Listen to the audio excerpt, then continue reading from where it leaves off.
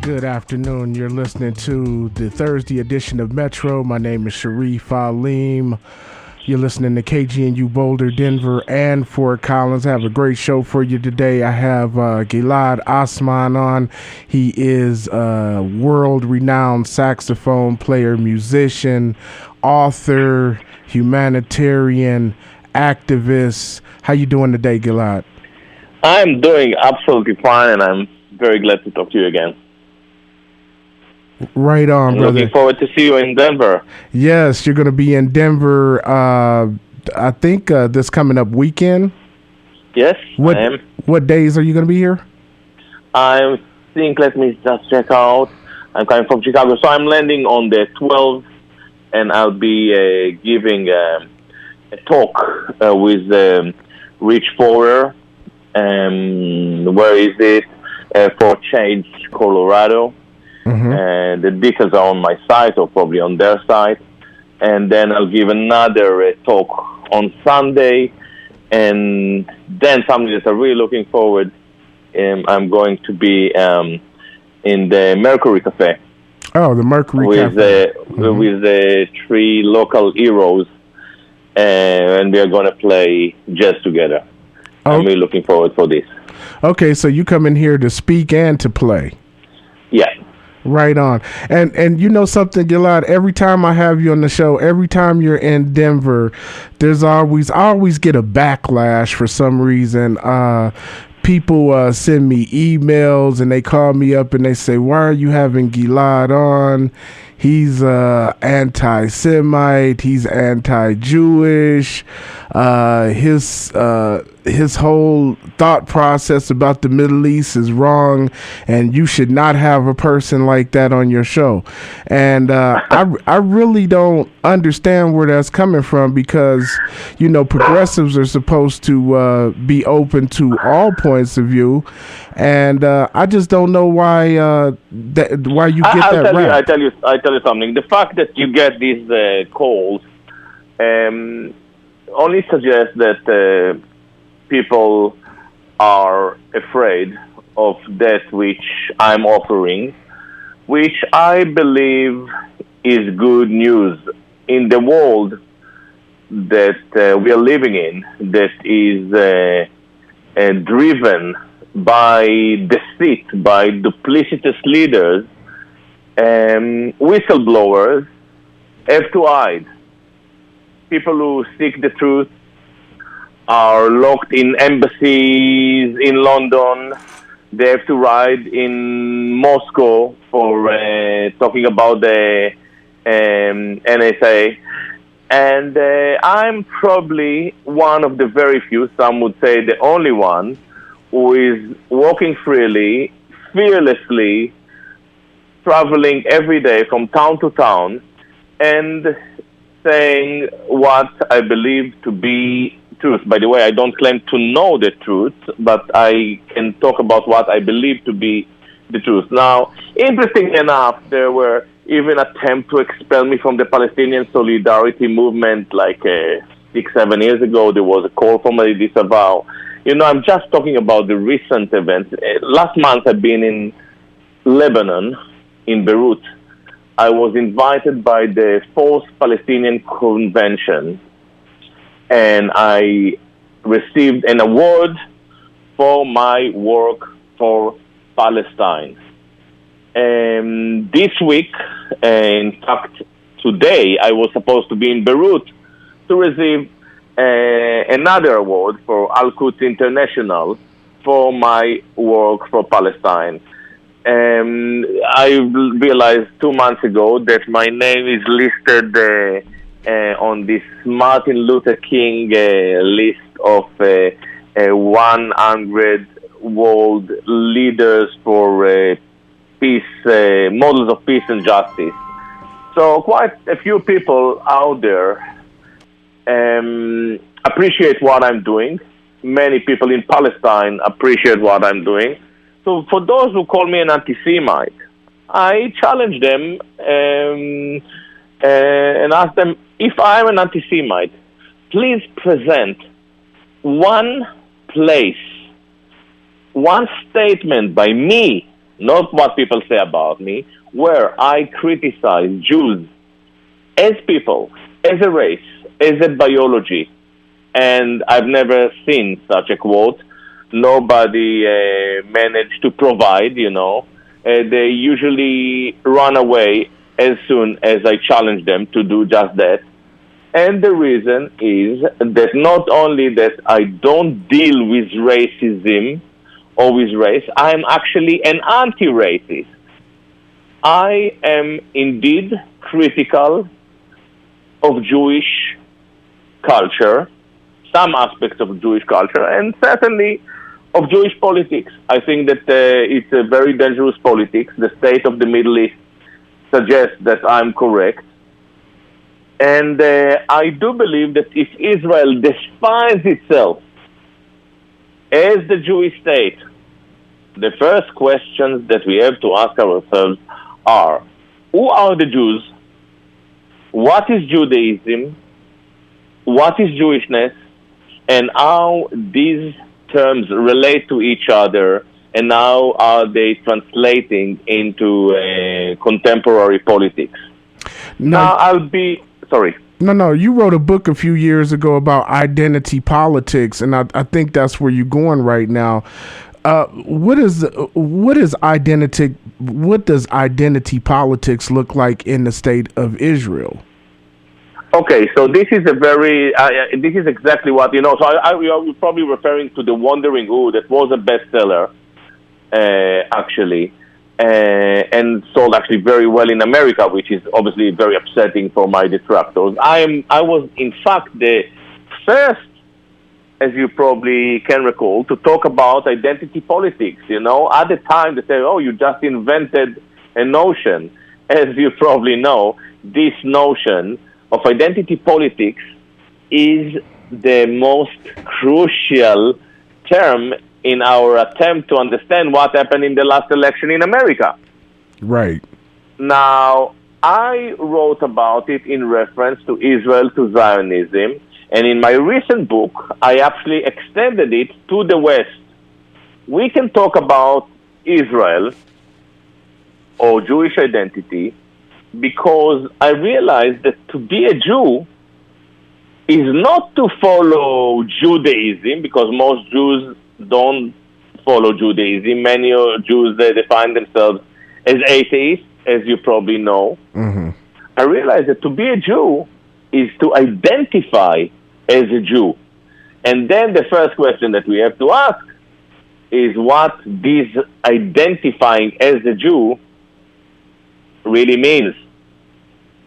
And I found that when it comes to Jews, we are dealing with three type of identifications.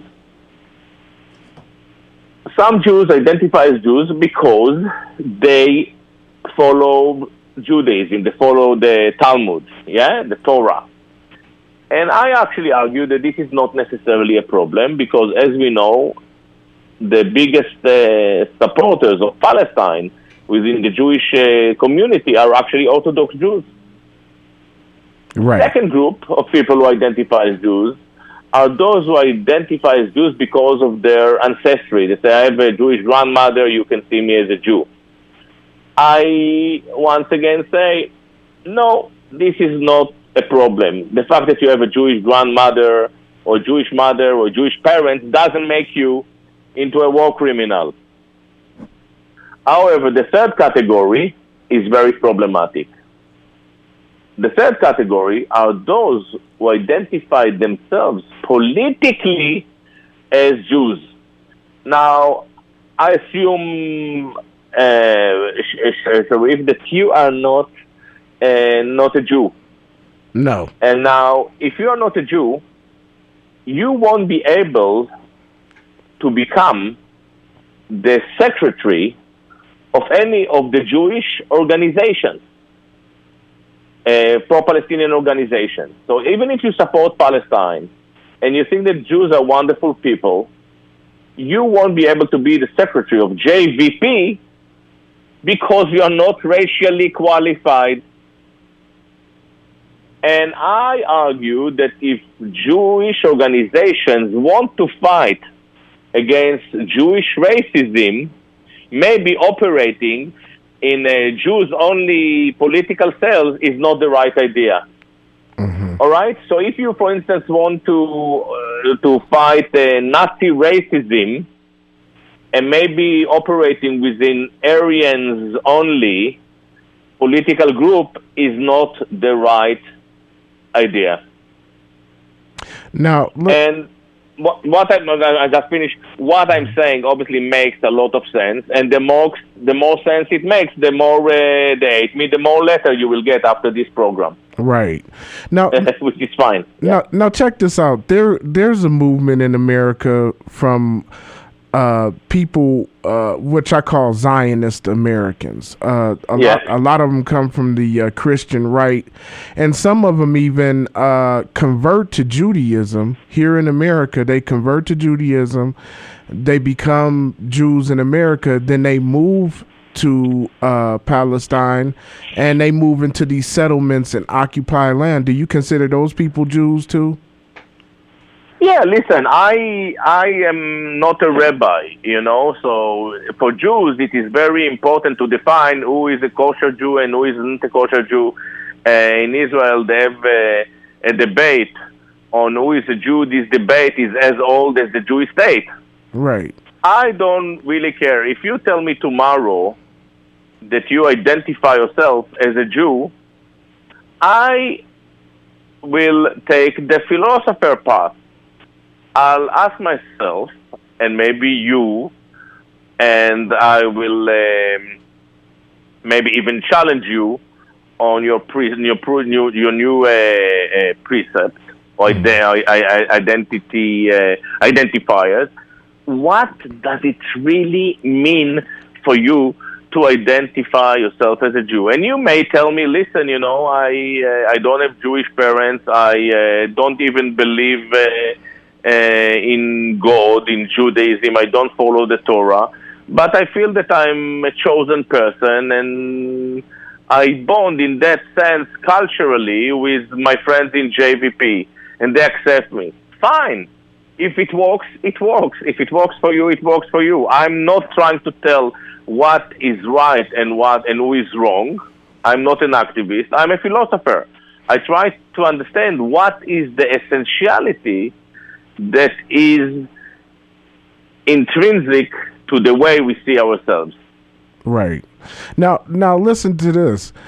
There are African Jews who are living in the state of Israel, and it seems like their Jewishness is always in question because of particular religious rites that they don't do in their country, and it's kind of frowned upon in Israel.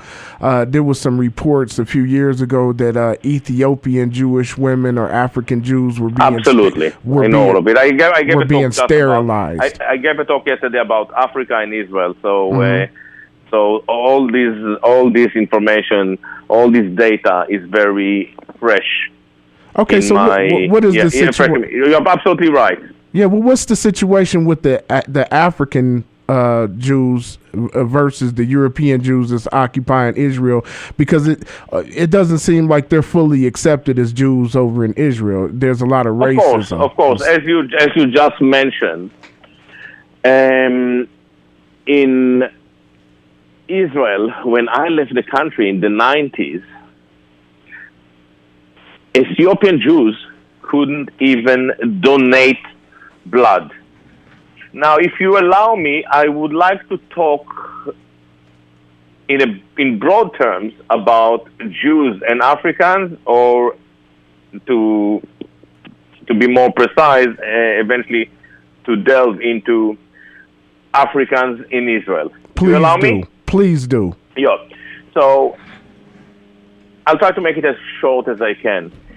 Jews are bragging continuously about their contribution to the civil rights movement. So if you look in Jewish sources, you will find out the Jews, the funding of the NAACP, a big chunk of it came from the Jews. Some people say as much as 80%. I don't say that this is true, but this is how it is presented in Jewish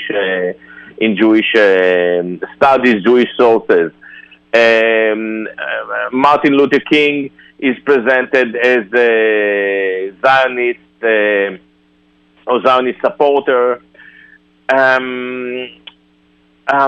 we know, some of the leaders and the intellectual leaders of the NAACP were Jews. We even hear about a guy called Levinson, who was Martin Luther King's speechwriter.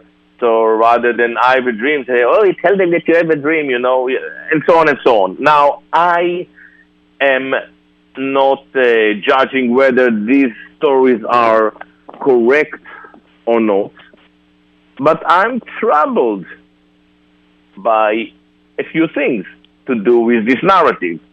I'm pretty sure that a lot of Jews supported the civil rights movement and openly opposed, what is happening now in America and the way black and migrants are oppressed, and I'm very happy with this. But there are some few problematic issues that we have to deal with, and some of them may be new to you. Have you ever heard the word Schwarze? No. Okay. Schwarze, it comes from German, but it's a Yiddish word. Oh. It refers to black. Schwarze.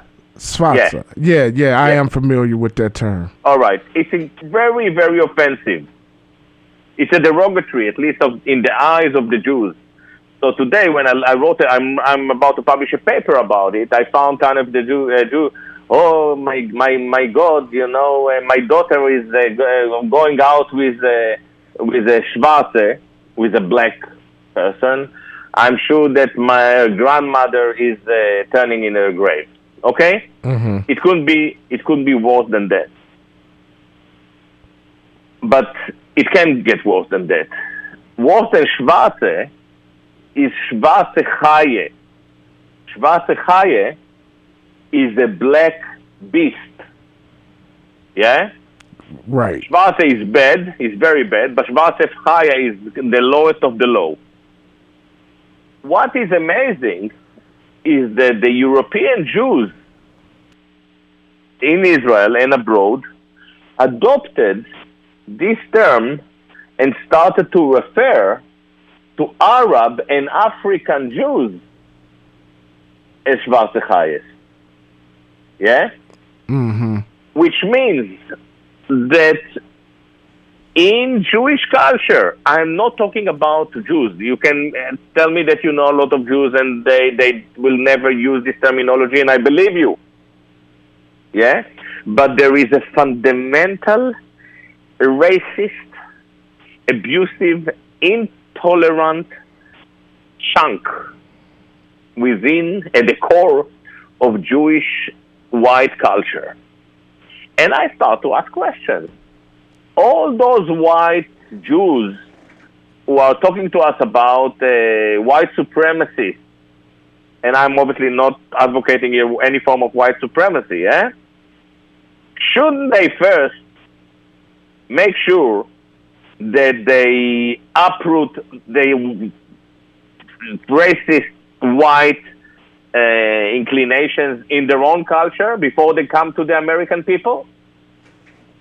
Because their culture is suffocated with it. And then I started to look into the way in which the ADL, for instance, or the Southern Poverty Law Center are treating Nation of Islam. So they accuse Farrakhan, for instance, of being, this is the ADL quote, the most anti-Semitic, the leading anti-Semite in America. This is how they define Farrakhan. Right. Now, I looked into Farrakhan work, and as far as I can tell, and I'm not a professor of Farrakhan, I'm not a biographer of Farrakhan, but I looked at the most problematic quotes that the ADL provided, and they actually they accuse him of referring to the Jews as the people behind slavery and the people who destroy America and so on and so on. And when you listen to Farrakhan, it's very clear that he's not talking about the Jews. He is talking about segment within the Jewish universe. So he's speaking about AIPAC, and AIPAC is dominating American foreign policy. We like it, we don't like it. A lot was written about it, by professors, like, if you want, James Petras, Mearsheimer, Walt, the most respected political scientists in America. He speaks about Hollywood, which is what you expect from a pious religious leader to be against some corrosive aspects in America. So Jews can brag about their domination of Hollywood. And by the way, I'm sure that most Jews don't dominate Hollywood. We are talking about very few people within the Jewish community who actually, by the way, dominate Hollywood with a few other people who aren't Jews. And he is allowed to refer to them. But what was more concerning for me is the idea that what I saw as a complete lack of empathy. If you really care for the Black Americans and you accept the fact that they have been oppressed, why can't you be slightly more empathic with Farrakhan to understand where he comes from? Where this lack of empathy is originated from. Right. And what I happen to read, this is how I conclude, and this is why I'm getting some flack for my ideas, is that Jewish solidarity in most cases is a misleading concept. It's a propaganda tool. Talk about that. All right. So when it comes to the Palestinians, as we know, we have a lot of Jews, a lot. I don't know, it's probably 0. Something percent of the Jews who support the Palestinians. This is great. But what they managed to do in practice is to divert the Palestinians from the right of return and to plant terminology within the Palestinian discourse that deviate the Palestinians from their cause. So instead of returning to Palestine, the Palestinians started to talk about end of occupation. They started to talk about BDS. Now, I'm not that against BDS, but the debate now is, rather than the right of return, we have a debate whether Jews are allowed to boycott Israel or not, which has got nothing to do with the Palestinian discourse. Pretty much the same thing happened to Black Americans. I believe that if we support a cause, and we are the oppressors,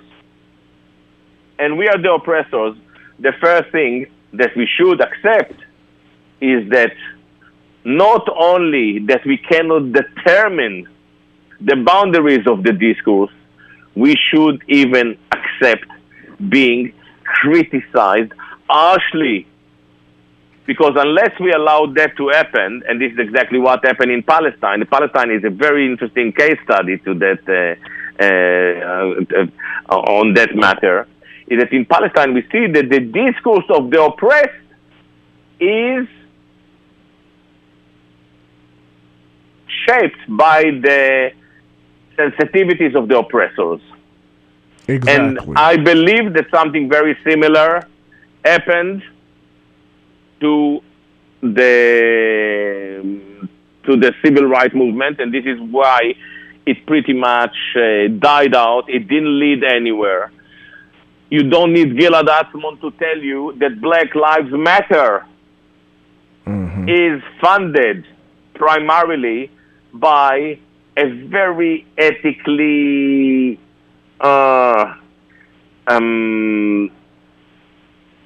compromised, I would say, Jewish billionaire. I'm referring to George Soros. Mm-hmm. And he is basically funding the vast majority of left identitarian groups. And the outcome is devastating for America, because instead of uniting together as human beings and fighting for the most important things, which are education for everybody, good education, health for everybody, and most important, manufacturing, work, so we have a reason to wake up in the morning. Instead of that, what we are doing all the time is fighting each other. Great point. And this gets us nowhere. Great point. And going back to the black and Jewish question in America, I seen an article a couple of months ago where the chief rabbi in Israel referred to black people as monkeys. So I don't know if it's the same term as swatza, and the other word that you said, like the lowest of the low. But he yes, but this is exactly But I think that he was, by the way, as you are referring to a Sephardi rabbi. So this Sephardi rabbi is treated by the Ashkenazi rabbis as a monkey. Then he, treat black migrants, Africans, as monkeys. And what we basically see, a society that rather than adopting a universal ethos is structured as an hierarchy of monkeys. Right. This is devastating, and this is what I'm saying. Instead of correcting the world, what they call Tikkun Olam, and Max Blumenthal talking about white supremacy or outright, he better start to fix his own people, and he can start basically with himself, because he himself operates within Jews-only organizations. He himself operates within groups that won't accept you because you are not racially qualified. All right? What kind of progressives are these? Interesting. Hey, I tell you something to capture all of it together. My problem with progressives, as you probably imagine, I would agree with progressive on many issues, but I would never call myself progressive. You know why? Because if you call yourself progressive, it means that you believe that other people are below you. You believe that other people are reactionary. This is exactly chosenness. This is why it is so attractive for so many Jews.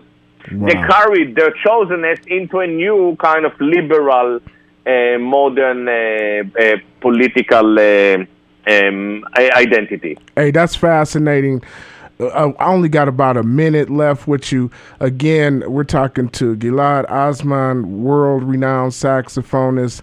And I said activist before, but he said he's not an activist, so philosopher, author. He's going to be here in Denver on the 12th.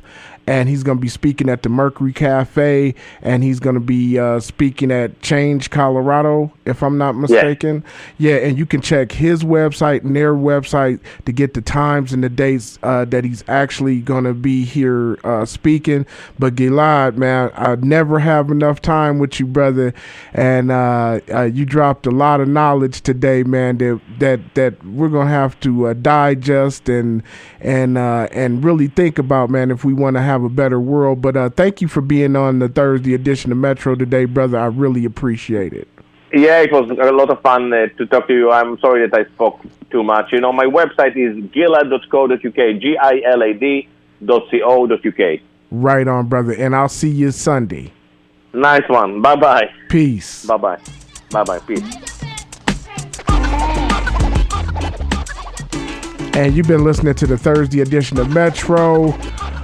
Hot show today, man. Talking about some great topics, man, about the Middle East and everything going on there. Stay tuned for more amazing program from your community radio station, KGNU. And until next time, peace.